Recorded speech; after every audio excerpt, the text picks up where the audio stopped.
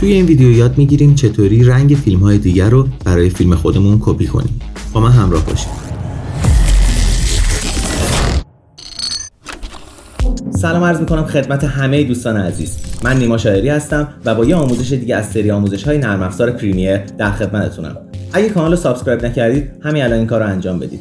و اگه آموزش خاصی مد نظرتون هست، توی قسمت کامنت‌ها برام بنویسید که حتما براتون آماده کنم.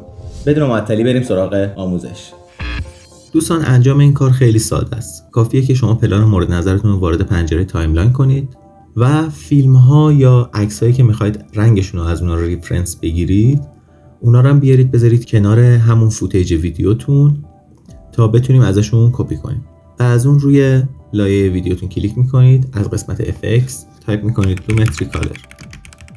با درگ و دراپ اون رو روی لایه ویدیوتون می‌ذارید، میرید داخل پنجره افکت کنترلز. توی زیر شاخه های لومتری کالر یه پارامتری داره به اسم کالر ویلز اند مچ. روی اون کلیک میکنید، روی گزینه کامپریشن ویو کلیک میکنید. دو تا مانیتور به شما میده اینجا تو قسمت کامپریشن ویو. سمت راستی کارنت، هر جایی که کرسرتون قرار بگیره رو میتونید ببینید و سمت چپی ریفرنس. برای اینکه بتونم رنگ این پلان رو مثلا کپی کنم روی ویدیو، کافیه که روی ویدیو خودم قرار بگیرم. کارنت یعنی همین جایی که الان شما هستید. بعد بیام از این قسمت تصویر بعدی رو پیدا کنم و ازش ریفرنس بگیرم. به طور مثال من میخوام رنگ این پلان روی پلان اصلی خودم که این باشه کپی بشه و کافیه که فقط روی اپلای مچ کلیک کنید به این شکل.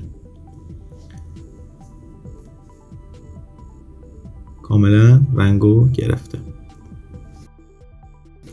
حالا کنترل زد میزنم. مثلا میخوام از رنگ پلان بعدی روی پلان خودم کپی کنم. به طور مثال این اپلای مچ و همین سادگی. شما این کار رو میتونید با هر ویدیو یا عکسی که مورد نظرتون هست انجام بدید و به رنگ مورد نظر خودتون برسید.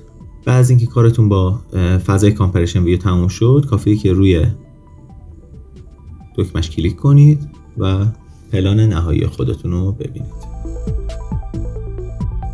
ممنون که ویدیو رو تماشا کردید. برای ویدیوهای بیشتر حتما کانال یوتیوب منو سابسکرایب کنید.